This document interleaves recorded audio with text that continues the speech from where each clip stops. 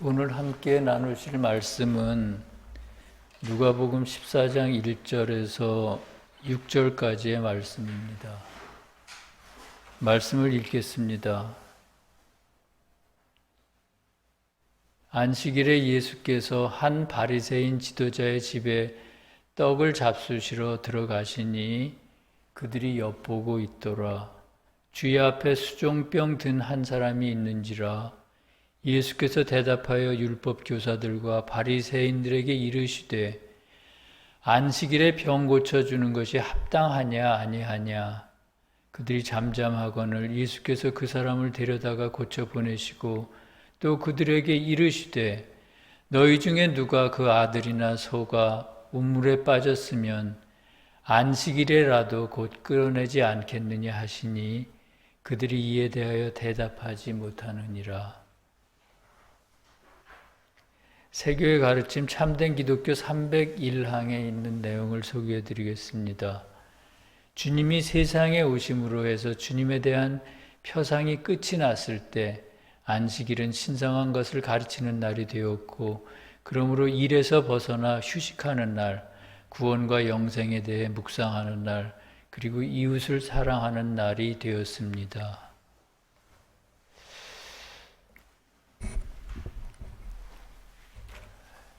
코로나 바이러스가 창궐하면서 여러모로 생활 방식들이 바뀌고 있습니다. 가장 두드러진 변화는 많은 일들이 비대면으로 이루어진다는 것입니다. 물건을 구입할 때도 인터넷으로 주문을 하고요. 사람들끼리의 모임도 인터넷 공간에서 이루어집니다. 심지어 예배도 각자의 집에서 인터넷 방송으로 예배를 드리고 있습니다. 세월이 이렇다 보니 이제 본격적으로 비대면의 시대가 오는 것이 아니냐 하고 우려하는 분들이 계십니다. 그래서인지 얼마 전에는 목회자 과정을 밟고 있던 저희 신학생 하나가 인터넷 선교를 하겠다고 신학교를 떠나는 일도 있었습니다. 세교에서는 가장 작은 천국이나 교회는 개인의 마음속에 있다고 그렇게 가르칩니다. 그렇게 보면 꼭 외부의 교회에서 예배를 드려야 할 필요는 없는 것 같습니다. 그러나 천국의 비밀 3147의 10항에 보면 이런 말이 있습니다. 하나님께서 이스라엘 백성들을 외적인 예배 의식에 묶어두시는 이유는 그 의식이 표상하는 내적인 것들을 통해 주님과의 교류가 끊어지지 않도록 하기 위함이다. 이렇게 말합니다. 예배 의식으로 표상되는 내적인 것들을 통해서 주님과의 교류가 끊어지지 않는다고 합니다. 그렇다면 예배 의식으로 표상되는 내적인 것들은 어떤 것일까요? 예를 들어서 주님 친히 세례자 요한에게 세례를 받으심으로 해가지고 모범을 보여주셨던 세례의식이라든가, 또는 주님께서 마지막 십자가의 시험을 앞두시고 제자들에게 몸소 포도주를 따라주시고 또한 떡을 떼어주시면서 이것을 오랫동안 기억하라고 하신 성찬의 예배입니다. 이런 것들을 포함하는 예배의식이 바로 내적인 것들을 표상하는 예배의식입니다. 그리고 그것을 통해서 우리는 주님과의 교류를 계속 끊어지지 않고 교류를 할 수가 있게 됩니다. 또 마태복음 18장 20절에는 두세 사람이 내 이름으로 모인 곳에는 나도 그들 중에 있다. 이렇게 주님께서 말씀하셨습니다. 여기서 두세 사람은 사람의 숫자를 의미하는 것이 아니고요. 선과 진리 안에 있는 사람, 모든 사람들을 뜻합니다.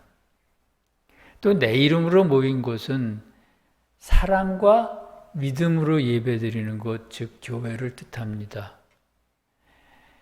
이렇게 같은 신앙을 가진 사람들끼리 정기적으로 만나 함께 예배를 드릴 때 우리는 영적으로 더 많은 성장을 기대할 수가 있습니다.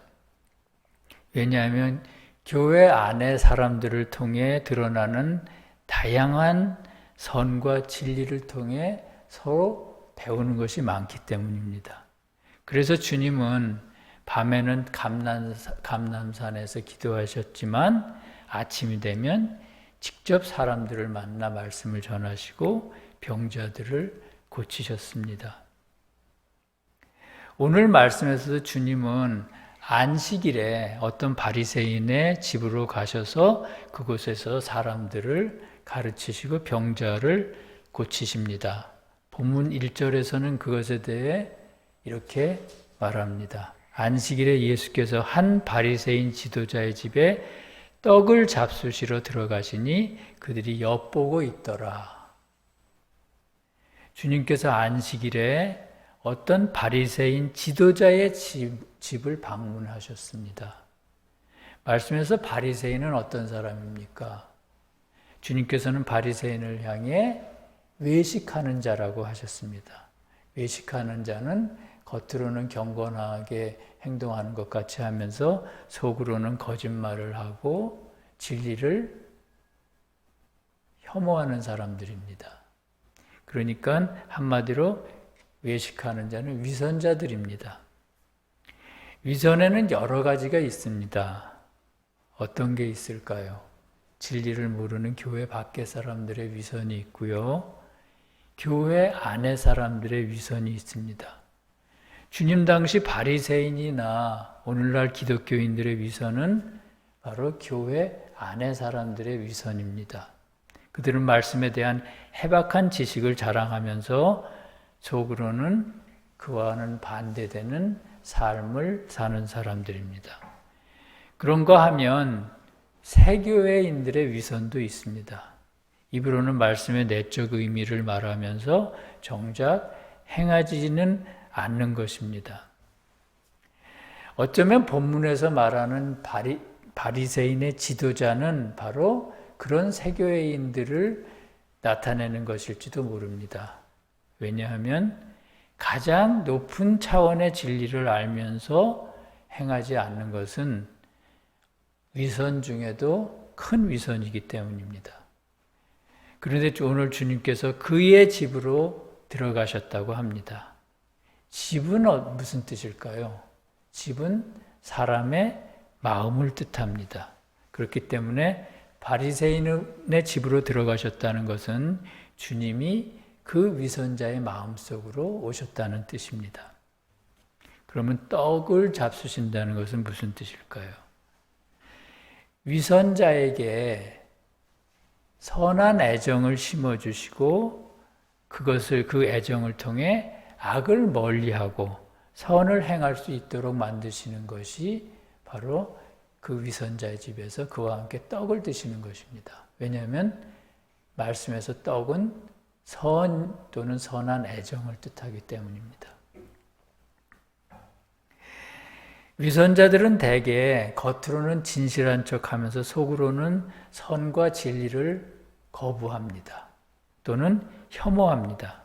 그럼에도 주님께서 오늘 바리새인의 집으로 들어가실 수 있었던 것은 그 사람이 본질적으로 선과 진리를 거부하지 않는 사람이기 때문입니다.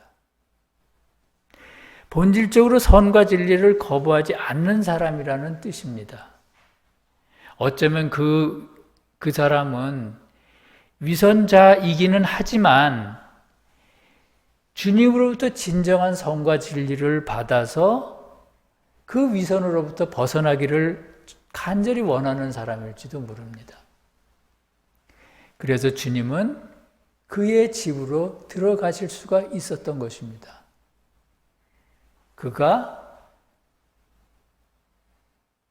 비록 진리에 따라 사는 것이 자기가 알고 있는 것만큼 사는 것이 뜻대로는 되지는 않지만 언젠가 주님께서 오셔서 선을 주셔서 선한 애정을 주셔서 이 위선에서 벗어날 수 있다고 내심 오랫동안 기다렸던 사람이라는 것이죠.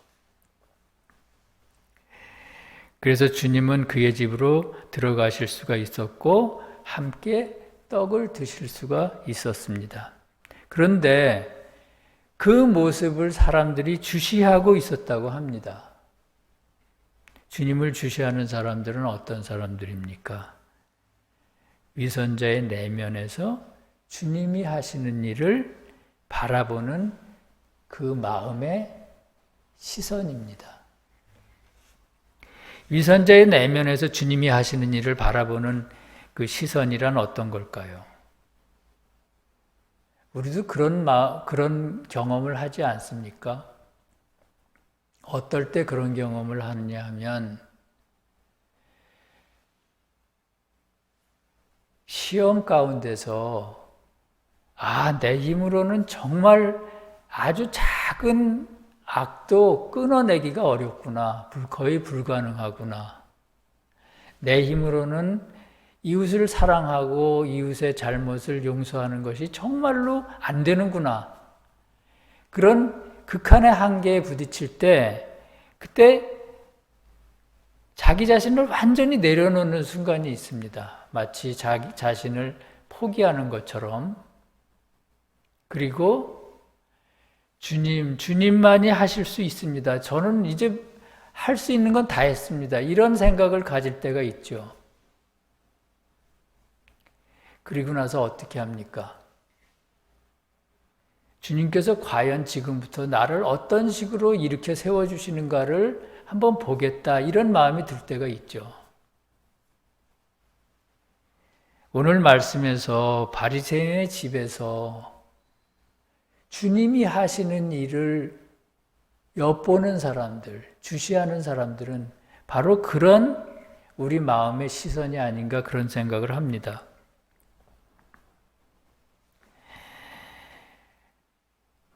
오랫동안 아무리 노력해도 해결되지 않던 영적인 문제들이 과연 주님에 의해 어떻게 해결되는지를 지켜보는 그런 마음이죠.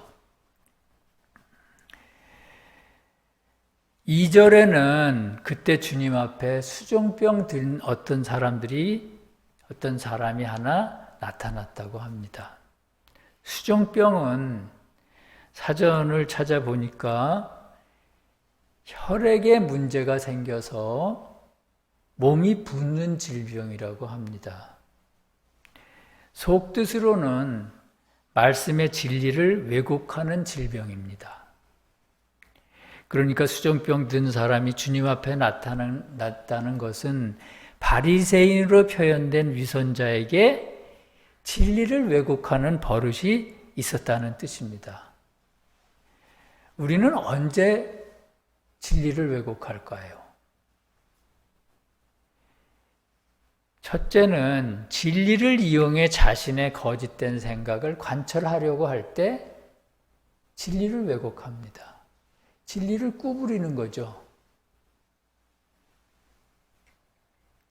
두 번째는 자아로부터 오는 악한 욕망을 정당화하려고 할 때, 예를 들어서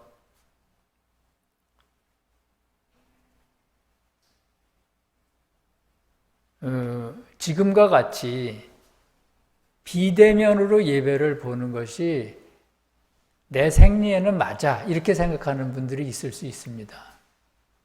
그런 분들은 말씀에서 주님이 얘기하시는 만남, 교류, 예배의식을 통해 표상되는 내적인 의미, 이런 것에 대해 관심을 기울이려고 하지 않습니다. 그리고 오히려 다른 말씀을 인용해서 자신의 생각을 관철하려고 하고 자신의 욕구를 관철하려고 합니다. 세 번째는 진리를 알기 전에 우리가 가졌던 지식들이 있습니다. 잘못된 지식, 또 잘못된 신념들이 있습니다. 그런데 새로운 진리를 만났음에도 불구하고 그것을 계속 붙들고 있으려는 그런 심리가 있습니다. 왜 그럴까요? 말하자면 마치 재물에 대한 그동안 자기가 쌓아놓았던 재물에 대한 미련이 있는 것처럼 지식에도 그런 미련이 아마 있겠죠. 그런 심리가 아닌가 싶습니다. 그럴 때는 진리를 배울 때 자기가 옛날에 가진 것과 배치되는 것을 진리를 통해서 배울 때 그것을 받아들이지 않으려고 합니다. 그리고 자기가 원하는 것만 받아들입니다. 그럴 경우에는 그에게 있는 진리가 왜곡된 진리가 되고요. 온전하지 못한 진리가 됩니다. 그래서 주님께서는 새 술은 새 부대에 담으라고 하셨습니다. 옛날 가지고 있던 자신이 가지고 있던 그런 낡은 지식을 그릇으로 해서 진리를 받으려고 하면 진리가 온전히 담기지가 않는다는 거죠. 그래서 주님께서는 새 술은 새 부대에 담으라고 하셨습니다. 그렇게 여러 가지 이유를 들어 진리를 자신에게 유리한 방향으로 왜곡할 때 우리에게 영적인 질병이 찾아옵니다.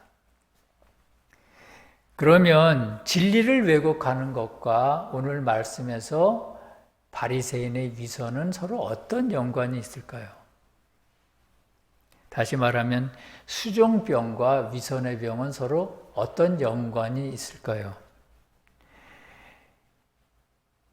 우리가 여러 가지 이유, 핑계를 대면서 진리를 왜곡하는 것은 결국 진리 앞에 완전히 굴복하지 않는 뜻입니다. 그럴 경우 시험에서 이길 수가 없는데 그 이유는 왜곡된 진리, 인간의 생각과 이렇게 섞여 있는 그런 혼탁한 진리는 자체로 능력이 없기 때문입니다. 시험에서 이길 능력이 없다는 것입니다.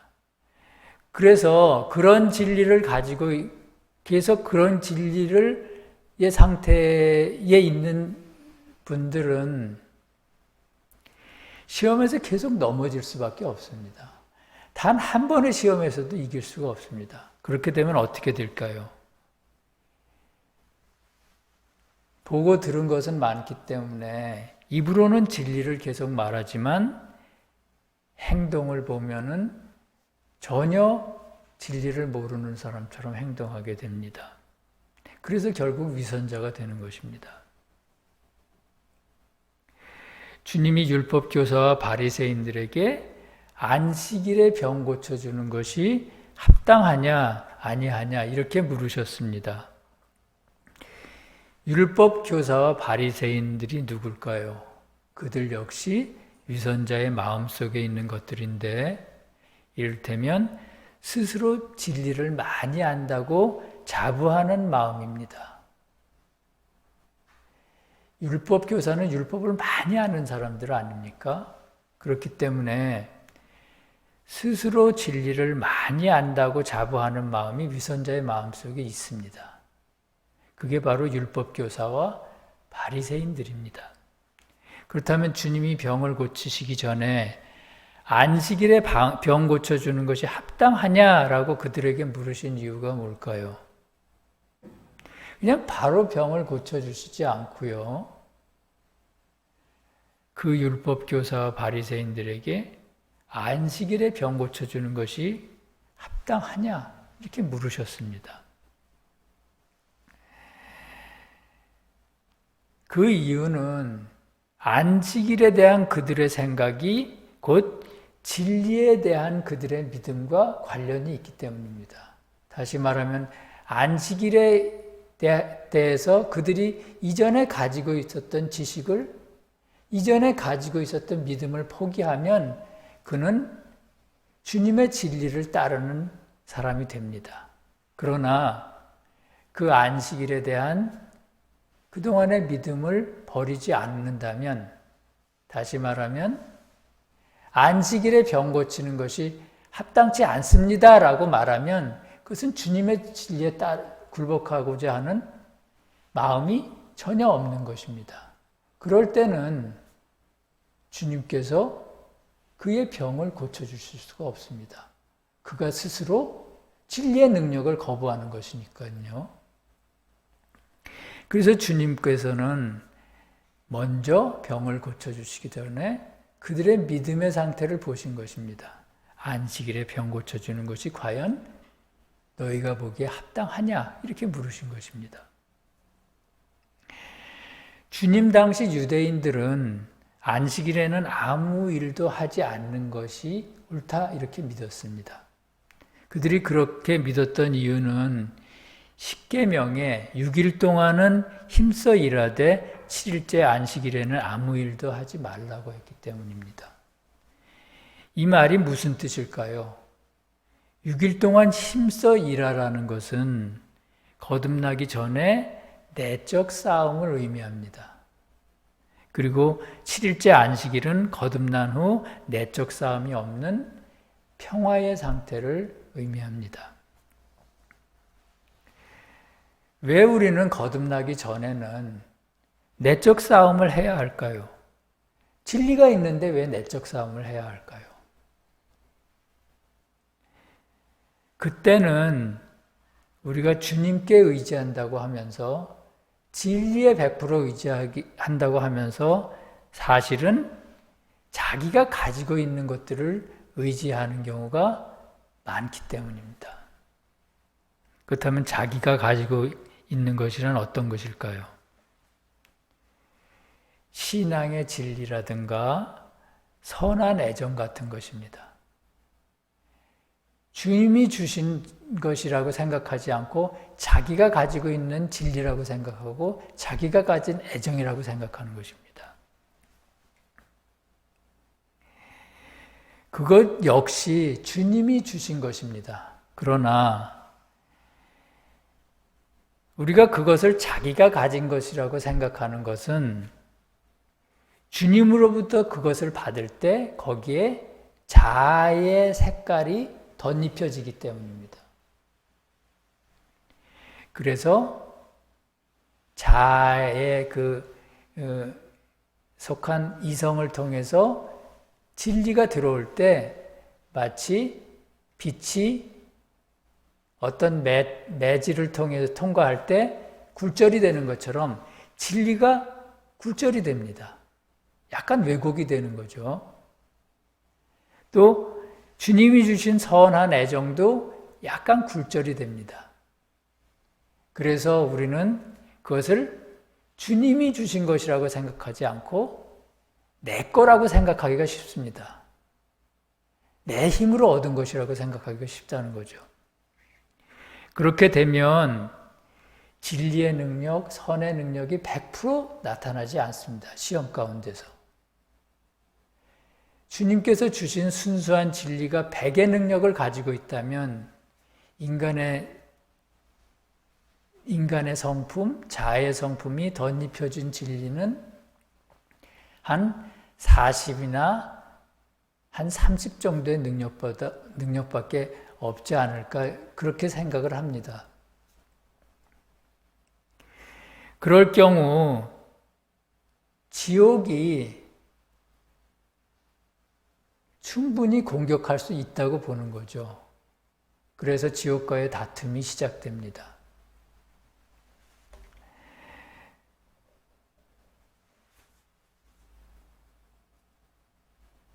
왜냐하면 순수하지 않은 진리와 선을 가지고는 지옥의 힘을 완전히 압도하지 못하기 때문이죠. 그러나 거듭난 다음에는 사정이 전혀 달라집니다. 거듭난 다음에는 우리가 주님을 완전히 믿고 따르기 때문에 그때는 싸움이 일어날 수가 없습니다. 왜냐하면 지옥이 우리 앞에 앞장서서 우리를 인도하시는 주님을 지옥이 감히 대항할 수가 없기 때문입니다. 그래서 거듭난 다음에는 싸움이 없습니다. 항상 평화롭습니다. 주님의 인도하시는 대로 따르는 상태이기 때문입니다. 그렇기 때문에 영적인 병을 고치기 위해서는 지금부터라도 진리 앞에 완전히 굴복하는 것이 대단히 중요합니다. 그래서 주님께서는 병을 고치시기 전에 안식일에 병 고치는 것이 과연 합당하냐 이렇게 물어보셨습니다. 인간의 생각을 버리고 과연 내가 진리 앞에 완전히 굴복하는지 그렇지 않은지를 한번 보시겠다는 것이죠. 그러자 본문에는 그들이 아주 잠잠했다고 합니다. 잠잠했다는 것은 한글 성경의 번역이고요. 영어 성경에는 그들이 계속해서 평화로운 상태에 있었다고 합니다. 평화는 어떤 것입니까? 속뜻으로 평화는 주님을 완전히 믿고 따르는 순진함에서 오는 기쁨이라고 합니다. 그러니까 영적인 평화의 상태에 있는 사람은 순진한 사람이 아니면은 그런 상태에 있을 수가 없습니다. 그러면 순진함이란 또 뭘까요? 주님을 어린아이와 같이 완전히 믿고 따르는 사람입니다. 자신의 생각을 주장하지 않고 주님이 말씀하시면 100% 주님의 생각을 따르는 사람들입니다. 그러므로 그들이 잠잠했다. 그들이 줄곧 평화로의 상태에 있었다는 말은 그때 그들이 이미 자신의 생각을 완전히 내려놓고 두려움 없이 주님을 믿고 따르는 상태에 있었다는 뜻입니다. 그래서 주님께서 수종병 든 자를 그때 고쳐서 보내주셨습니다.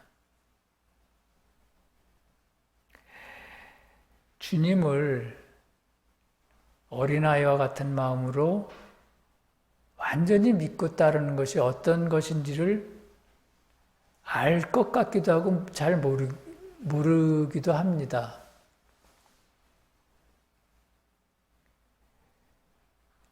그러나 어찌됐든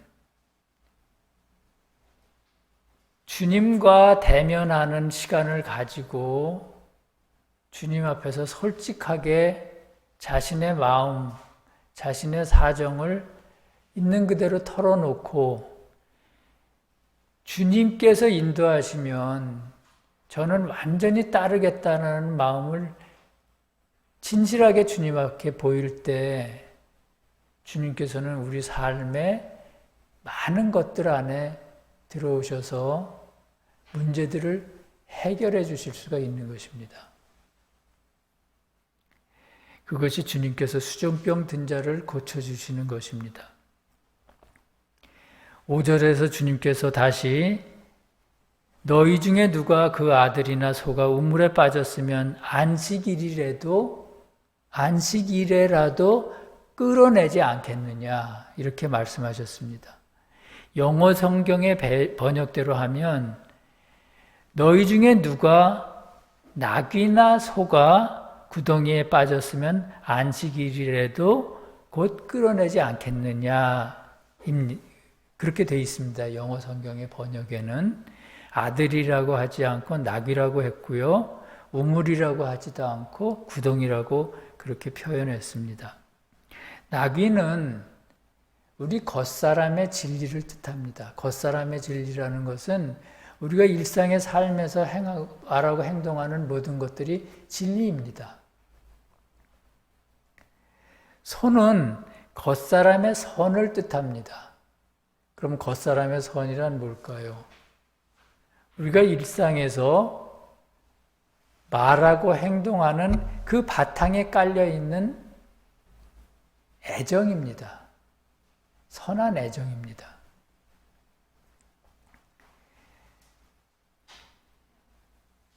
그런데 그 낙이나 소가 구덩이에 빠졌다고 했습니다. 구덩이에 빠지는 것은 진리와 선이 왜곡되는 것이고요. 더럽혀지는 것입니다. 아까 말씀드린 것처럼 우리 마음속에 여러 가지 욕구와 여러 가지 좋지 않은 그런 것들이 있을 때 우리는 진리를 자기가 임의로 이렇게 비틀기도 하고요. 또 옳지 않은 행동, 진리에 반하는 행동을 해서 진리를 더럽히기도 합니다. 그것이 바로 자기가 가지고 있는 나귀와 소를 구덩이에 빠뜨리는 것입니다.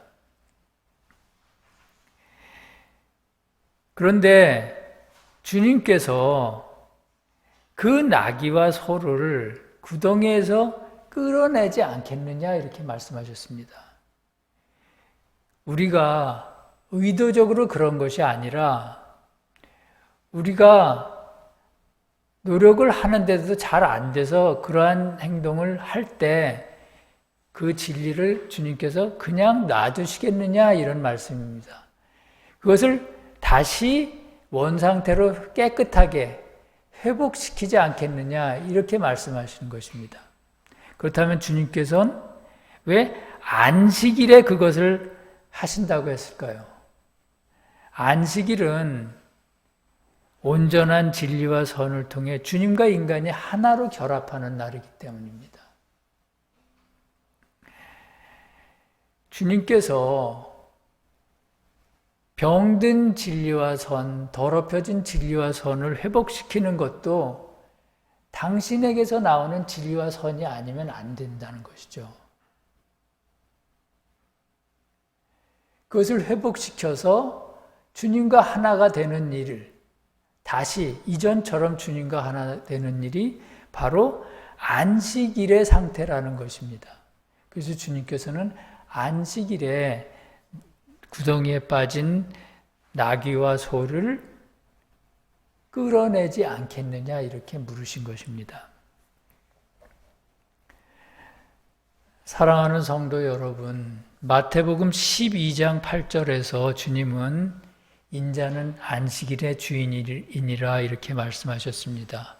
이 말씀은 주님에게서 나오는 신성한 진리를 통해서만 인간은 주님과 하나가 될 수 있으며 완전히 거듭날 수 있다는 말씀입니다. 인자는 신성한 진리를 뜻하고 안식일은 주님과 인간이 하나가 되는 상태를 뜻하기 때문입니다. 세교의 교인이라면 누구나 주님으로부터 오는 진리를 통해서만 구원을 받는다고 믿습니다. 그러나 머리로는 그렇게 믿으면서 실제로는 자신의 생각을 믿을 때가 참으로 많습니다. 자기도 모르게 우월감을 가지기도 하고요. 자아와 세상에서 오는 유혹들을 자기 스스로 통제할 수가 있다고 믿기도 합니다. 그러나 신앙인들이 시험에서 넘어지는 것은 바로 그러한 생각들 때문입니다. 그렇게 되면 시험에서 자주 넘어지게 되면 그리고 그렇게 해서 실패의 경험이 쌓이다 보면 점점 그는 위선자가 됩니다. 입으로는 진리를 말하면서 속으로는 거짓말을 하고 악을 행하게 되는 것이죠. 주님이 안식일에 방문하신 바리새인의 지도자는 어쩌면 시험을 극복하지 못하고 열등감과 우월감 사이를 왕래하는 위선적인 세교회인일 수도 있다 그런 생각을 했습니다. 왜냐하면 세교회인들은 누구보다 높은 차원의 진리를 가지고 있으면서도 행동으로 옮기는 데는 아직 여러 가지로 서툰 것이 많기 때문입니다.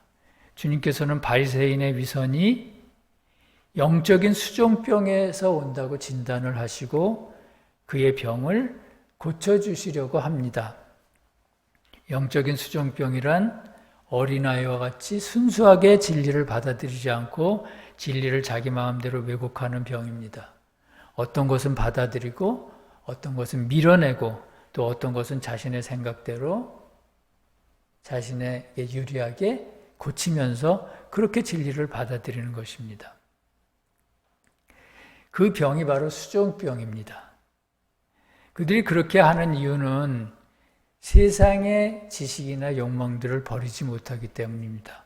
그러면 어떻게 하면 그러한 잡다한 지식이나 불순한 욕망들을 버리고 마음의 병을 고칠 수가 있을까요? 주님께서 안식일의 주인인 나를 믿느냐 이렇게 우리한테 물으실 때 오직 주님을 믿고 사랑합니다. 이렇게 대답해야 합니다. 우리의 고백에 진정성이 있을 때 주님은 우리들에게 있는 수종병을 고쳐주시고요. 나아가서 위선의 병으로부터 우리를 구해주십니다. 늘 자신의 내면을 들여다보면서 어느 때 주님을 믿지 않고 있는지, 어느 때 주님 앞에 꼿꼿이 머리를 드는지 그것을 살펴보아야 합니다. 자신의 병을 아는 것이 치유의 시작입니다. 수종병과 위선을 치유하시는 주님의 은혜가 세교의 모든 성도들과 또한 진리를 사랑하는 모든 이웃들과 함께 하시기를 간절히 기도합니다. 또 내가 그들을 거룩하게 하는 여호와인 줄 알게 하려고 내 안식일을 주어 그들과 나 사이에 표징을 삼았노라. 아멘. 함께 기도하겠습니다.